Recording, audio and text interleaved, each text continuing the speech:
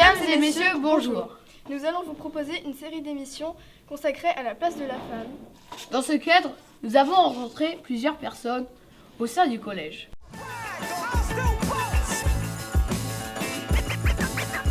Aujourd'hui, nous allons vous présenter un micro-trottoir sur la place des hommes et des femmes dans le monde professionnel.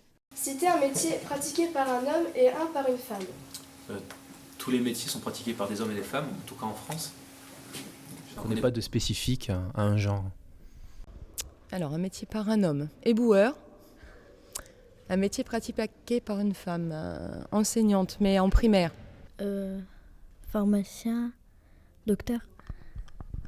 Chauffeur poids lourd par un homme et vendeuse par une femme. Cuisinier, qu'est-ce que je pourrais encore te dire, secrétaire. Policier pour un homme et pharmacienne pour une femme. Pompier, ambulancière. Tous les métiers peuvent être pratiqués par les deux. Donc, il peut y avoir un boulanger, une boulangère, il peut y avoir une médecin, un médecin. Agriculteur par un homme et vendeuse pour une femme. Quel métier faites-vous ? Professeur de SVT, sciences de la vie de la Terre. Je suis enseignante en secondaire. Professeur de PS. Agent d'accueil. Quel métier voulez-vous faire plus tard ? Photographe. Poids lourd. Architecte. Docteur, armurier. Pensez-vous qu'il y a plus d'hommes ou de femmes dans ce métier ? Il y a plus de femmes. C'est égaux. Il y a une parité, on va dire, dans le métier d'enseignant. Il y a autant d'hommes que de femmes, puisque de toute façon, l'opportunité est ouverte à tout le monde de façon égale. Pensez-vous qu'il y a plus d'hommes ou de femmes dans ce métier ? D'hommes. Plus d'hommes. D'homme. D'homme.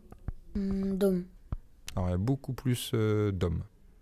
De par les études, il y a plus d'hommes qui vont en fac de sport et il y a peu de femmes.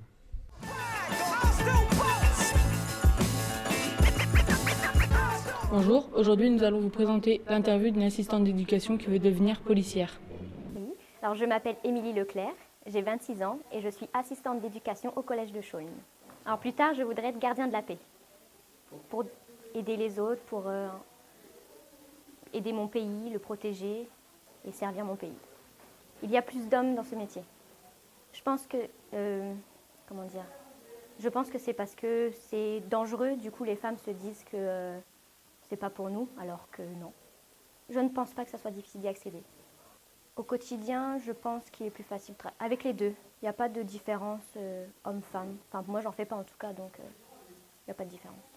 Je l'envisage plutôt positivement, puisque j'aurai une formation qui va faire en sorte que j'aurai les capacités pour réagir avec eux, donc pas de crainte.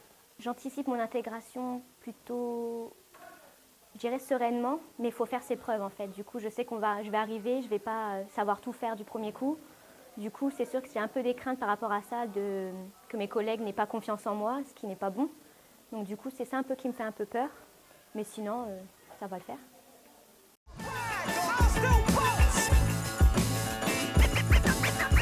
Bonjour, dans cette interview, nous vous présentons le directeur du collège de Chaulnes, Monsieur Follet, qui répond à nos questions sur la place des femmes dans son milieu professionnel. Comment je suis arrivé à exercer le métier de directeur ? Je suis arrivé à exercer le métier de directeur en étant d'abord professeur de français pendant 17 années. Et au bout de ces 17 années, je me suis dit que plutôt que de continuer à enseigner à quelques classes tous les ans, je pourrais être amené à diriger un établissement scolaire. Voilà.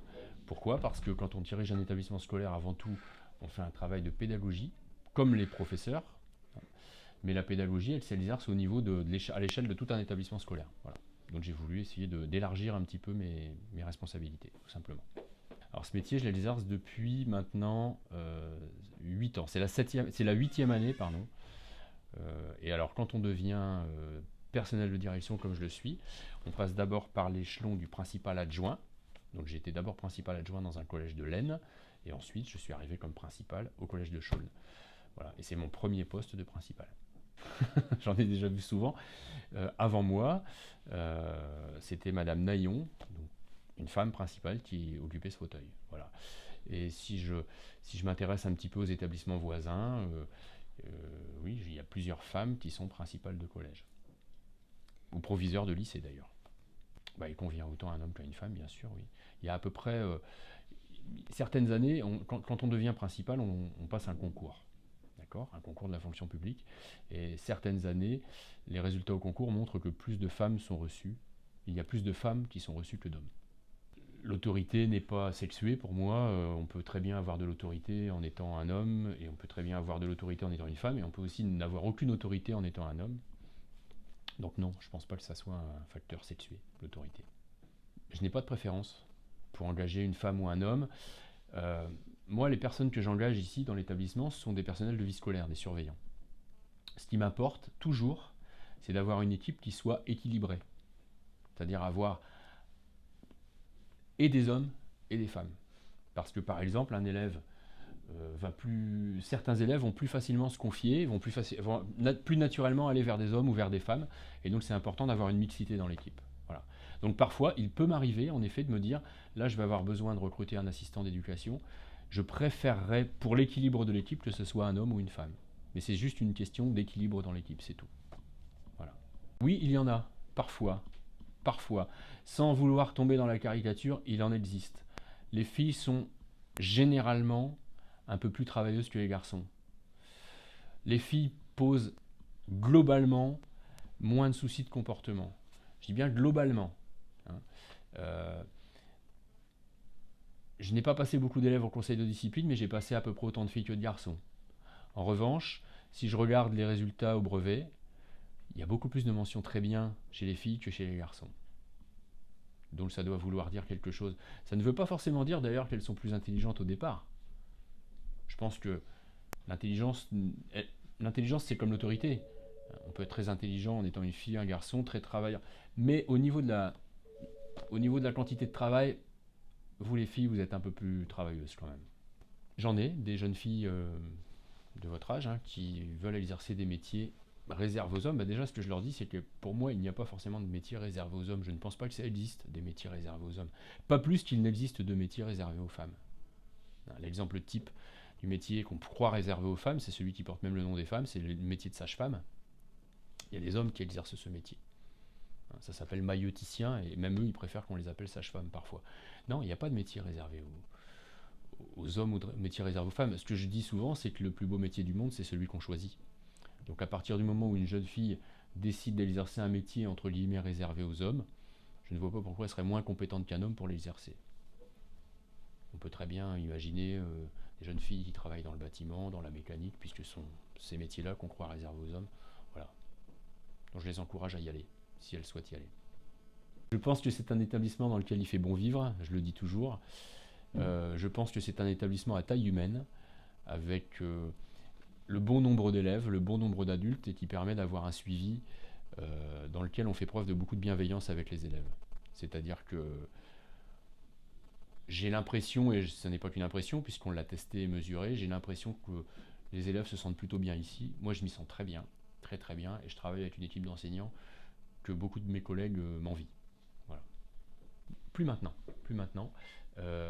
mais ça a été longtemps le cas. En fait, sans s'en apercevoir, on s'est rendu compte, en y réfléchissant bien, que les filles et les garçons n'avaient pas la même, ne bénéficiaient pas de la même attention dans l'orientation après la seconde générale. C'est-à-dire qu'on avait tendance, c'était un travers de tout le système scolaire ça, il y a quelques années encore, on avait tendance à plus facilement orienter les garçons vers des filières scientifiques et les filles vers des filières littéraires. C'est-à-dire qu'on considérait, de manière sans doute inconsciente, a priori que les garçons étaient faits pour aller en S, et que les filles étaient plutôt, parce qu'ils avaient des esprits rigoureux, et que les filles étaient plutôt faites, parce qu'elles avaient beaucoup de sensibilité, pour aller dans les filières littéraires. C'était une erreur, bien sûr, puisque, encore une fois, il n'y a pas de raison pour que les filles soient plus sensibles que les garçons, et les garçons plus scientifiques que les filles. Et donc le système scolaire français, maintenant, fait très attention à ça, mesure beaucoup les différences qui sont faites, et essaie de les combler. Voilà. Et c'est vrai qu'on fait très attention, maintenant, à donner autant de chances aux filles qu'aux garçons d'aller réussir brillamment dans les filières, par exemple, de médecine ou dans toutes les filières scientifiques. On a beaucoup plus d'ingénieurs aujourd'hui qu'il y a, par exemple, une trentaine d'années. Donc vous les filles, vous avez plus de chances d'accéder à des carrières comme celle-là. Voilà. Ce qui est né que justice, bien entendu. Merci d'avoir regardé ce JT. Nous espérons que cela vous a plu. Pour plus d'informations, n'hésitez pas à visiter notre site internet. Nous vous souhaitons Et bonne journée.